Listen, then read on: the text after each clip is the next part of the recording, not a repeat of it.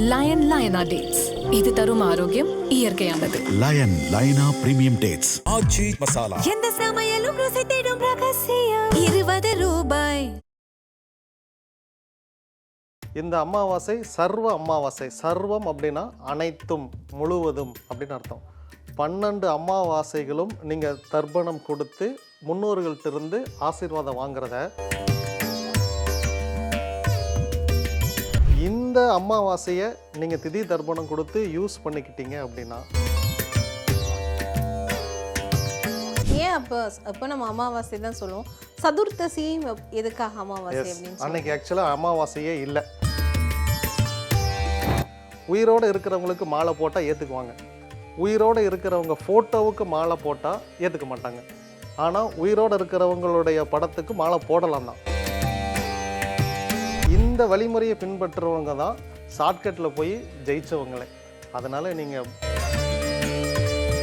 அப்போ இந்த பசிங்கிறது தான் உங்களை கடவுள்கிட்டயே நெருங்க விடாமல் பார்த்துக்கிட்டு இருக்குது. இந்த பசின்னு ஒன்று இல்லைன்னு வச்சுக்கோங்களேன், நீங்கள் ஈஸியாக கடவுளை அடைஞ்சிட முடியும். என்றைக்கு நீங்கள் உங்கள் வயிறை எம்டியாக வச்சுருக்கீங்களோ, இந்த நைட்டானால் இந்த பேய் வரும் அப்படிங்கிற இது எங்கன்னா நமக்கு இல்லை. இந்த பேய்னு அவங்க எதை சொல்கிறாங்கன்னா ஆன்மாக்களாக சொல்கிறாங்க. இந்த ஆன்மாக்கள் வருங்கிறத அவங்க என்ன சொல்கிறாங்கன்னா, இதை நம்ம முந்தைய வீடியோக்களில் பேசியிருக்கோம். அவங்க தட்சிணாய காலத்தில் அங்கே இரவு அவங்களுக்கு ஆரம்பித்தா அந்த ஆன்மாக்கள் தேவலோகத்திலிருந்து புறப்பட்டு நீங்கள் ஒரு செயல் செஞ்சால் அந்த செயல் பெருகாது, அந்த செயலுக்கான ஒரு பிரதிபலன் ஒன்று வரும் இல்லையா, அந்த பலன் பெருகும். அதனால எனக்கு அது வருடம் முச்சூடும் கிடைச்சிக்கிட்டே இருக்கும். கண்டிப்பாக சார். இப்போது ஆனால் நம்ம அமாவாசையில எல்லாம் ஒரு நல்ல விஷயம் செய்யறதுக்கே யோசிக்கிறோம் இல்லையா? அப்போ அமாவாசையில் நல்ல கைங்கரியங்களை செய்யலாம். ஐபிசி பக்தி நேயர்களுக்கு இனிமையான இந்நேரத்து வணக்கங்கள். இன்று நம்மோடு கிழக்கிய சித்தரனுடைய பிரதான ஸ்ரீடர் அசோகா இணைஞ்சிருக்கார். அவர்கிட்ட நிறைய விஷயங்களை கேட்டு தெரிஞ்சுக்கலாம். சார் வணக்கம். சார் வணக்கம் மேடம். கிழக்கிய சித்தர் நமோ நமக. நல்லா இருக்கீங்களா? நல்லா இருக்கேன் மேடம். ரொம்பவே சந்தோஷம்.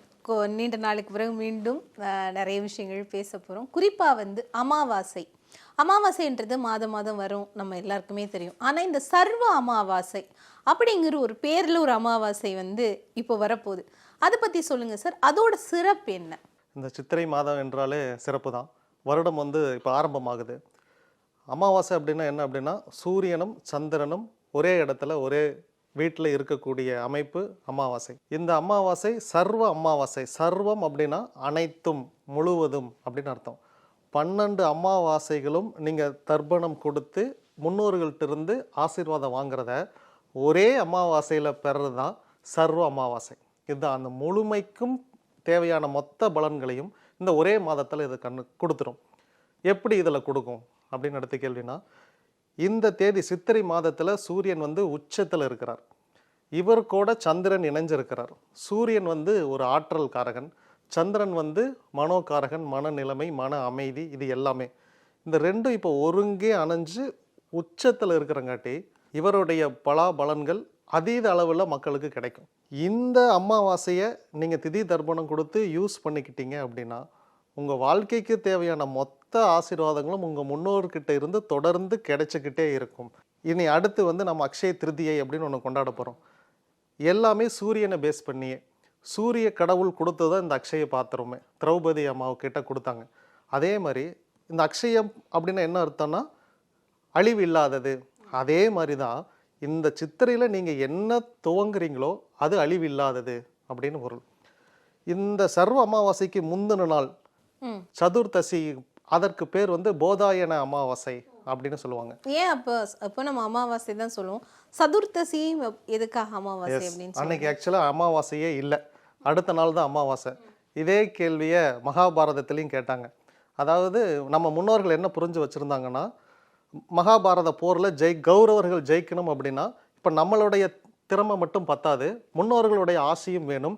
அப்போ அடுத்த நாள் அமாவாசை வருது, இப்போ நீங்கள் தர்ப்பணத்துக்கு எல்லாமே ஏற்பாடு பண்ணுங்கள், எல்லாமே பண்ணி முடிச்சுட்டோன்னா முன்னோர்கள்ட்ட இருந்து ஆசை வாங்கிடலாம். இந்த விஷயம் கிருஷ்ணருக்கு தெரிஞ்ச உடனே அவங்க நாளைக்கு ரெடி ஆகிட்டாங்க. நாம் இன்றைக்கே போய் முன்னோர்கள்ட்ட இருந்து ஆசையை வாங்கிட்டு வந்துடணும் அப்படின்னு. இன்றைக்கி தான் அமாவாசை இல்லையே. இங்கே தான் கணபதியும் கிருஷ்ணரும் ஒரு கிரிமினல் லாயர் மாதிரி செயல்படுவாங்க. சட்டத்தில் எங்கேயாவது ஓட்டம் இருக்குதா அப்படின்னு பார்ப்பாங்க. சட்டத்தில் ஓட்டை இருக்குதுன்னா அது வழியாக உள்ளே பூந்து போய் கேஸை ஜெயிச்சு கொடுத்துருவாங்க. சூரியனும் சந்திரனும் ஒரே வீட்டில் இணைஞ்சு இருந்தாலே அதுக்கு பேர் அமாவாசை தான். இன்னும் சில முகூர்த்தங்கள் தான் இருக்குது, ஒன்றும் பிரச்சனை இல்லை, நீங்கள் இன்றைக்கே தர்ப்பணங்கள்லாம் கொடுக்க ஆரம்பிச்சிருங்க. இது நம்ம முன்னோர்கள் ரிசீவ் பண்ணிடுவாங்க, அவங்கள்ட்ட இருந்து நம்ம ஃபஸ்ட்டு ஆசீர்வாதங்கள் வாங்கி நம்ம பாண்டவர்கள் ஜெயிச்சிடலாம் அப்படின்னு கிருஷ்ணர் இந்த ஆலோசனையை கொடுக்குறாரு. அதனால் இவங்க எல்லாருமே ஆயத்தமாக இவங்க பண்ணி இவங்க வெற்றி பெறதுக்கான அனைத்து வேலைகளும் இவங்க செஞ்சு முடிச்சிட்டாங்க.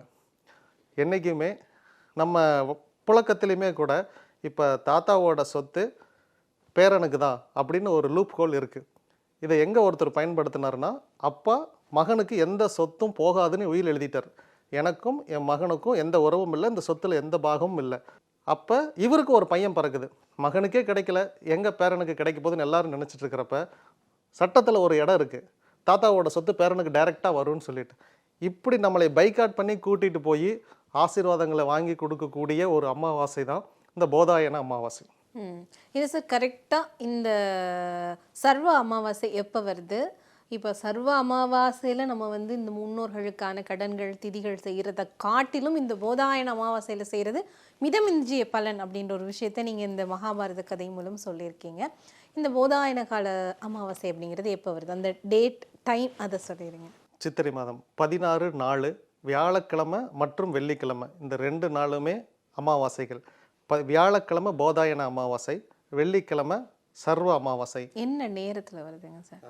வியாழக்கிழமை நாள் முழுவதுமே போதாயன அமாவாசை தான், இரவு 7:30 மணி வரைக்கும். பிறகு சர்வ அமாவாசை 7:30க்கு பிறகு ஆரம்பிக்கிறது. அதனால நீங்கள் வெள்ளிக்கிழமை சர்வ அமாவாசையை நீங்கள் கணக்கில் எடுத்துக்கலாம். இப்போ நமக்கெல்லாம் ஒரு டவுட் என்னென்னா, இப்போ ஒரே நாளில் 2 திதி வருது அப்படின்னா இப்போ எதை கணக்கில் வச்சுக்கிறது? இப்போ உதாரணமாக மதியானம் வருதுன்னு வச்சுக்கோமே, மதியானம் 1:30க்கு ஒரு திதி ஸ்டார்ட் ஆகுதுன்னா சூரிய உதயம் ஆகும்போது அந்த நாள் காலையில் என்ன திதி இருக்குதோ அதுதான் அந்த நாள் முழுமைக்கும். மதியானம் ஆரம்பித்தாலும் சரி, நைட்டு ஆரம்பித்தாலும் சரி. அப்போ அடுத்த நாள் தான் சூரிய உதயம் ஆகும்போது அமாவாசைங்கிற திதி வெள்ளிக்கிழமை வருது. அப்போ வெள்ளிக்கிழமை சர்வ அமாவாசை, வியாழக்கிழமை போதாயன அமாவாசை. இந்த அமாவாசை இப்போ யார் கொண்டு வந்தா, இம்ப்ளிமெண்ட் யார் பண்ணினா நம்ம காலத்தில் அப்படின்னா, போதாயன மகரிஷி அப்படின்னு ஒரு முனிவர் இருந்தார். இந்த முனிவர் ஜியாமெட்ரிக்கல், கணிதம் இது எல்லாத்துலேயுமே மேம்பட்டவங்க. நம்ம வழக்கமாக சில தத்துவங்களை இது உண்மை அப்படின்னு நம்பிட்டு இருப்போம். ஆனால் சில பேர் ஆராய்ச்சி பண்ணும்போது தான் தெரியும், இல்லை நம்ம நம்பிட்டு இருக்கிறது பொய் தான், இது தேவையில்லை, பட் நீங்கள் இந்த சில மாற்றங்களை கொண்டு வந்துட்டீங்கனாலே உங்களுக்கு இன்னும் நன்மைகள் தெரியும் அப்படின்னு சொல்லிட்டு சில சயின்டிஸ்ட் வந்து நம்மக்கிட்ட சொல்லுவாங்க. எளிமையாக சொல்லணுன்னா, நம்ம பேச்சு வழக்கில் பேண்ட்டு ட்ரௌசர்னு சொல்கிறோம் இல்லையா, அதுக்கு அப்படியே பொருள் மாற்றி தான் உண்மையானது. ட்ரௌசருங்கிற மீனிங் தான் பேண்ட்டுக்கும், பேண்ட்டுங்கிற மீனிங் தான் ட்ரௌசருக்கும்.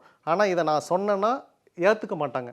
ஆனால் ரியல் மீனிங் நீங்கள் இங்கிலீஷ்காரங்களை கேட்டிங்கன்னா அவங்க சொல்லுவாங்க, ஆமாம் சார் நீங்கள் சொல்கிறது தான் கரெக்ட். உயிரோடு இருக்கிறவங்களுக்கு மாலை போட்டால் ஏற்றுக்குவாங்க, உயிரோடு இருக்கிறவங்க ஃபோட்டோவுக்கு மாலை போட்டால் ஏற்றுக்க மாட்டாங்க. ஆனால் உயிரோடு இருக்கிறவங்களுடைய படத்துக்கு மாலை போடலாம் தான். இது சரிதான், இதில் எந்த தவறு, இது சரிதான். இப்போ ஏன்னா நம்ம இவ்வளோ காலமும் வந்து உயிரோடு இருக்கிற உடம்புக்கு மாலை போடுவோம், ஆனால் உயிரோடு இருக்கிற ஒருத்தரோட ஃபோட்டோக்கு மாலை போட மாட்டோம். இது சரியும் கூட, இதில் தவறு எதுவுமே இல்லை. மாலைங்கிறது ஒரு கௌரவம், ஒரு அங்கீகாரம், ஒரு மேன்மைப்படுத்துகிற விதம் தானே தவிர. சார் நீங்கள் அந்த எனக்கு கவுண்டமணி காமெடி தான் சார் ஞாபகம் வருது. இல்லை உண்மைதான். ஆனால் நாம் இப்போ அதுக்கு பழக்கப்படலை. அதனால இப்போ நான் சொல்கிறேன்னா அது புதுமையாக இருக்குமே ஒழிய ஏற்றுக்க முடியாதா இருக்கும். ஆனால் உண்மையாலுமே சொல்கிறேன், இதில் தவறு நல்லதா சார்? நல்லது. இதைத்தான் அப்படியே இம்ப்ளிமெண்ட் பண்ணார் போதாயன மகரிஷி. அவர் என்ன பண்ணார்னா, அவர் போதாயன சூத்திரங்கள் அப்படின்னு சில ஃபார்மாக்கள் கொடுத்தார். இந்த ஃபார்முலாவை யார் ஃபாலோ பண்ணுறாங்களோ இவங்க எல்லாமே போதாயன சூத்திரர்கள் அப்படின்னு அந்த காலத்தில் தனி ஒரு பிரிவாகவே இருந்தாங்க. இவர் இந்த ஃபார்முலா மட்டும் இல்லை, இவர் கணிதத்துலேயுமே நாம் இன்றைக்கி பித்தாகரஸ் தியரம்லாம் சொல்கிறோம் இல்லையா, இந்த எல்லா ஃபார்முலாவையுமே ராமானுஜருக்கு முன்னாடி இதை வரையறுத்தவர் இந்த போதாயன மகரிஷி தான். இன்னைக்கு A² + B² = C². இது அதாவது ஒரு செவ்வகத்தோட மூளை விட்டம் அடுத்தடுத்த பக்கங்களின் கூடுதலுக்கு சமம்னு நாம் இன்னைக்கு படிச்சிருக்கோம். பித்தாகரஸ் சொன்னார், நம்ம ஏற்றுக்கிட்டோம். ஆனால் இதுக்கு பல நூற்றாண்டுகளுக்கு முன்னையே இது ஒரு சுல்ப சூத்திரம் அப்படிங்கிறதுல இவரே போதாயன மகரிஷியை நமக்கு சொல்லி கொடுத்துருக்கிறார். இதை வழி பின்பற்றி வந்தவர் தான் ராமானுஜர். இவர் ராமானுஜருக்கு இது மட்டும் சொல்லிக் கொடுக்கல, இன்றைக்கி நம்ம படிக்கக்கூடிய அறிவியலில் இன்டகிரேஷனாக இருக்கட்டும், டிஃப்ரென்ஷியேட்டாக இருக்கணும், இதெல்லாமே மனது அளவிலேயே கணக்கு போடக்கூடிய சூத்திரங்களை அவருக்கு சொல்லிக் கொடுத்தார்.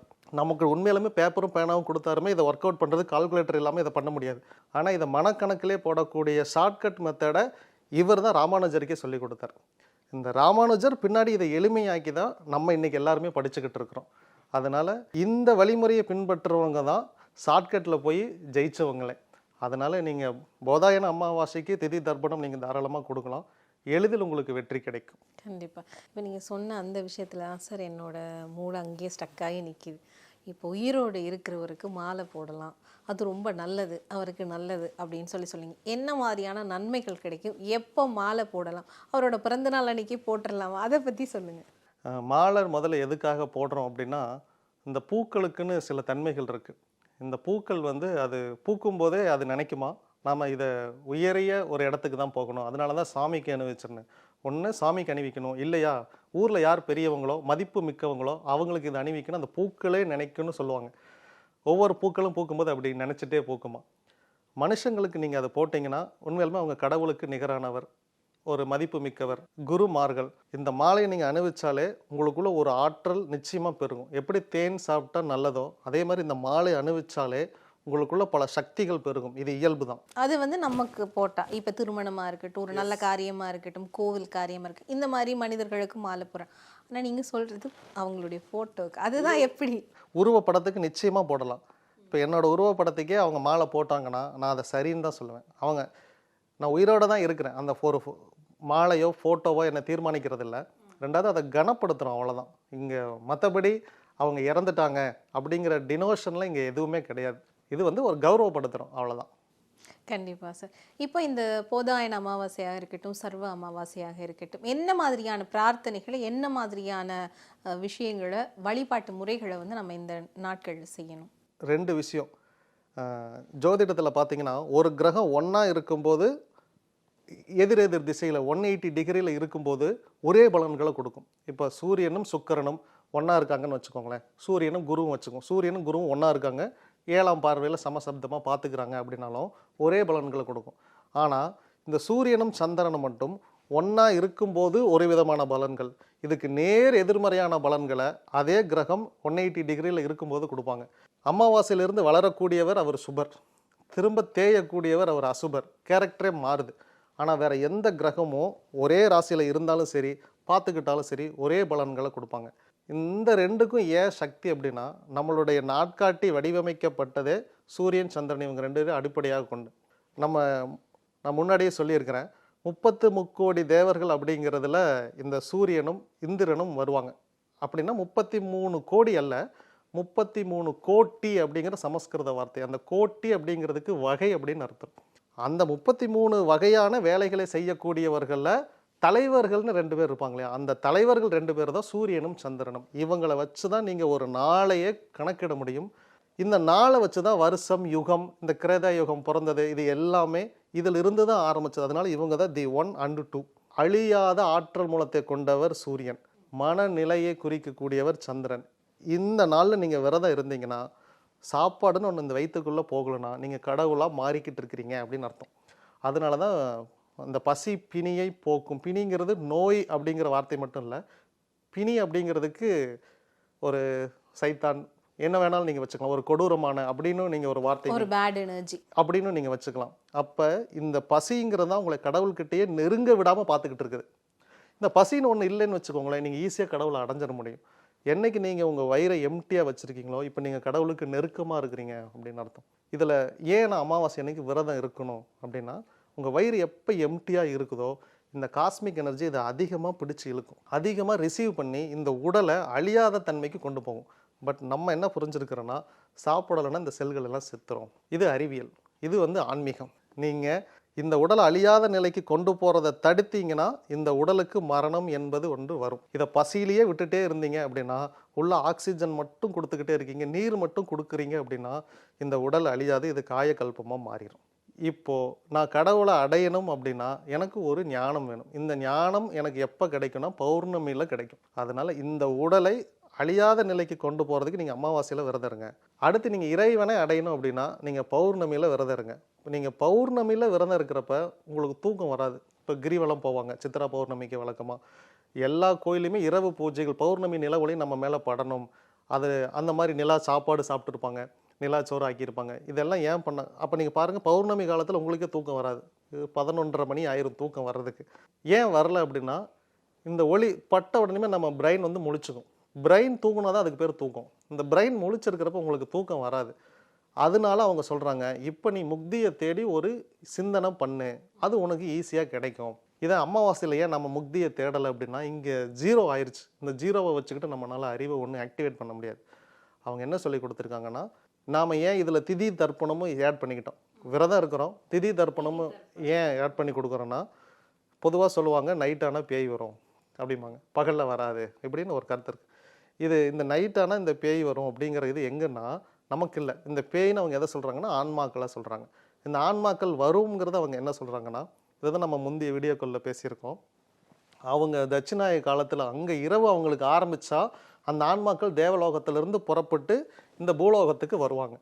அந்த இரவு சொல்கிறாங்க. இது நமக்கான இரவு இல்லை, இரவான ஆன்மாக்கள் வருங்கிறது. அங்கே தேவர் லோகத்தில் இருட்டாயிருச்சுன்னா அவங்க அங்கிருந்து கிளம்பி இந்த பூலோகத்துக்கு வந்துடுவாங்க. வந்து இன்னைக்கு இந்த வரக்கூடிய முன்னோர்களை யார் ரிசீவ் பண்ணி அவங்களுக்கு தேவையானதை கொடுத்தீங்களோ அவங்க உங்களுக்கு தேவையான ஆற்றலை கொடுப்பாங்க. இந்த ஆற்றல் நீங்கள் ஒரு போர்லேயே ஜெயிக்கக்கூடிய ஆற்றல் உங்களுக்கு கொடுக்குறாங்களே. இதைத்தான் மகாபாரதம் நமக்கு எக்ஸ்பிளைன் பண்ணுறாங்க. கண்டிப்பாக சார். இந்த இடத்துல அவங்களுக்கு கொடுக்கணும், தேவையானது கொடுக்கணும்னு சொல்கிறீங்க இல்லையா? குறைந்தபட்சம் நம்ம வீட்டில் இருந்து என்ன கொடுக்கணும், என்ன மாதிரி கொடுக்கணும்? வஸ்திர தானம், அன்னதானம், தண்ணீர் தானம், அவ்வளோதான். இந்த 3 நீங்கள் கொடுத்துட்டிங்கனாலே போதுமானது. இது இல்லாமல் இது எல்லாமே முந்தைய ஜென்மாக்களுக்காக நம்ம கொடுக்குறது. போன ஜென்மத்தில் நான் ஒரு பாவம் பண்ணிட்டேன், அதை இப்போ என்னால் சரி பண்ணவே முடியாது. ஏன்னா இப்போ அந்த ஆள் இருக்க மாட்டான், அந்த ஆளே இல்லை. அதனால் இல்லாதவன்ட்ட நான் மன்னிப்பு கேட்கவோ அதை சரி செய்யவோ என்னால் முடியாது. அதனால் அன்னதானம், வஸ்திர தானம், தண்ணீர் தானம் இதை பண்ணிட்டேன்னா இது முன் ஜென்மாக்களுக்காக. இந்த ஜென்மத்தில் நான் வாழ்கிறதுக்குன்னு எனக்கு ஒரு பணம் காசு எல்லாமே வேணும் இல்லையா? இப்போ இது எல்லாம் பிறகுனுக்கா நான் யாருக்காவது நான் கல்வி கொடுக்கலாம், யாருக்காவது நான் திருமணம் மாங்கல்யம் தானமாக வாங்கி கொடுக்கலாம், காது குத்து கூட நான் பண்ணலாம், ஒரு சீமந்தம் என்னால் முடிஞ்ச பண்ணி வைக்கலாம், தொழில் வாய்ப்பு ஒருத்தருக்கு நான் ஏற்படுத்தி கொடுக்கலாம். ஒருத்தருக்கு ஒரு பிரச்சனையில் சிக்கிட்டு இருக்கிறாரு, இப்போ அவருக்கு ஒரு வியாதி இருக்குது, இந்த வியாதிக்கு ஒரு 2 லட்ச ரூபா ஆப்ரேஷன் பண்ணால் அவர் ரெடி ஆயிடுவார் அப்படின்னா, எங்கிட்ட 2 லட்ச ரூபா இருக்குது, என்னால் இதை தீர்க்க முடியும் அப்படின்னா, நான் இப்போ அந்த மெடிக்கலுக்காக ஒரு 2 லட்ச ரூபா கட்டி அவரை குணப்படுத்தி இனி நீங்கள் ஓடுங்க, உங்கள் பிரச்சனை நான் சரி பண்ணிட்டேன்னா, எஸ், எனக்கு வாழ்நாள் முழுவதும் இந்த ஆப்ரேஷனுங்கிற ஒன்றே வராது. ஏன்னா அந்த முழு தொகையும் நான் ஒரு தானமாக கொடுத்து ஒருத்தனை வாழ்க்கையை ரிலீஃப் பண்ணி விட்டுட்டேன். இதை அமாவாசைக்கு என்ன குணம்னா அது பெருகும் அப்படின்னு நம்ம சொன்னாங்க. ஏன்னா நம்ம முன்னோர்கள்ட்ட ஆசி வாங்கணும் இல்லையா? இனி அடுத்து அதுதான் அக்ஷய திருதிக்கும் இதற்கும் சம்பந்தம் உண்டு. இந்த நாளில் நீங்கள் ஒரு செயல் செஞ்சால் அந்த செயல் பெருகாது, அந்த செயலுக்கான ஒரு பிரதிபலன் ஒன்று வரும் இல்லையா? அந்த பலன் பெருகும். அதனால எனக்கு அது வருடம் முச்சூடும் கிடைச்சிக்கிட்டே இருக்கும். கண்டிப்பா சார். இப்போ ஆனா நம்ம அமாவாசையில எல்லாம் வந்து ஒரு நல்ல விஷயம் செய்யறதுக்கே யோசிக்கிறோம் இல்லையா? அப்ப அமாவாசையில வந்து நல்ல கைங்கரியங்களை செய்யலாம், தாராளமாக செய்யலாம்.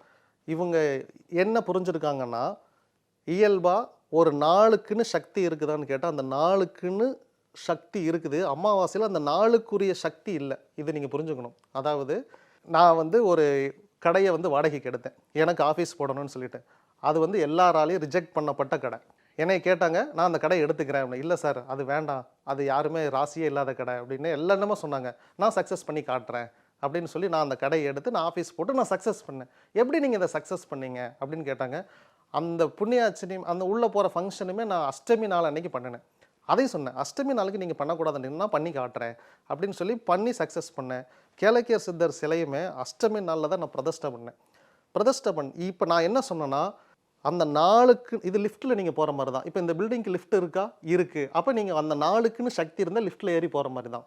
ஆனால் உங்ககிட்டயே இயல்பாக ஒரு சக்தி இருக்குதுன்னா நீங்கள் இதை டிபெண்ட் பண்ணி இருக்கணும்னு அவசியம் இல்லை. ஸ்டெப்ஸ்லேயே ஏறி போகலாம். உங்களுக்கு ஸ்டெப்ஸில் ஏற அளவுக்கு எனர்ஜி இருந்தால் மட்டும் போதும். எனக்கிட்ட எனர்ஜி இருந்துச்சு, நான் ஏறி வந்துட்டேன். இப்போ இந்த என்ன யோசிக்கணும்னா, இந்த நாள் ஏதாவது உங்கள் காலை பிடிச்சி இழுக்குமா அப்படின்னு தான் நம்ம கிளாரிட்டிஃபை. இது உங்கள் காலை பிடிச்சி என்றைக்கும் இழுக்காதுங்கிறப்ப நீங்கள் தாராளமாக அந்த நாளில் எந்த வேலையை வேணாலும் செய்யலாம். உங்ககிட்ட ஸ்டெமினா இருந்தால் நீங்கள் கண்டிப்பாக ஜெயிக்க முடியும். கிருஷ்ண அவதாரத்துலேயும் அவர் அப்படி தான் ஜெயிச்சார், கோகுலாஷ்டமிலையும் ராம நவமிலையும் அவரும் அப்படி தான் ஜெயிச்சார். இவருமே போரில் போய் ஒரு பிரச்சனையில் மாட்டினார். கிருஷ்ணரே அஷ்டமி நேரத்தில் பிறந்தவர் தான் கோகுலாஷ்டமி. ராமரும் இவர் வனவாசம் போனதுக்கே நவமியில் பிறந்தது தான் காரணம்னு சொன்னாங்க. இல்லை, ஆனால் ஜெயிச்சார். இதுதான் கர்மா, அந்த கர்மாவை ஜெயிச்சார். அதனால தான் இன்றைக்கி ராம நவமி எல்லாமே நம்ம கொண்டாடிட்டு இருக்கோம். ஸோ இந்த நாட்களில் நாம் சக்தி இருக்கிறவங்க நீங்கள் பிரயோகப்படுத்தலாம். இது உங்களுக்கு காலை பிடிச்சி இழுத்து விடாது.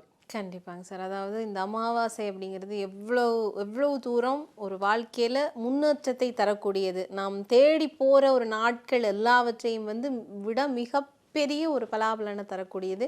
அந்த நாளில் வந்து எங்களுடைய நேயர்கள் வந்து அவர்களுக்கான அந்த பலாபலன்களை பெற்றுக்கொள்ளணும் அப்படின்பது தான் ஐபிசி பக்தியினுடைய பிரார்த்தனைகள். இந்த நேரத்துக்கும் நேர்காணலுக்கும் உங்களுக்கும் ரொம்பவே நன்றிங்க சார்.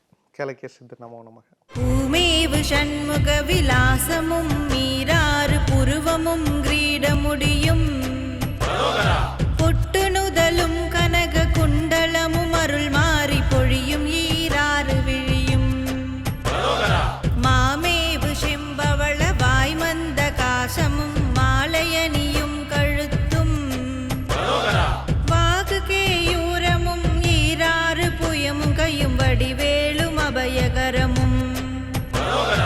லயன் லயனா டேட்ஸ், இது தரும் ஆரோக்கியம் இயற்கையானது. லயன் லைனா பிரீமியம் டேட்ஸ். ஆச்சி மசாலா. எந்த சமையலும் ருசி தேடும் ரகசியம் 20 ரூபாய்.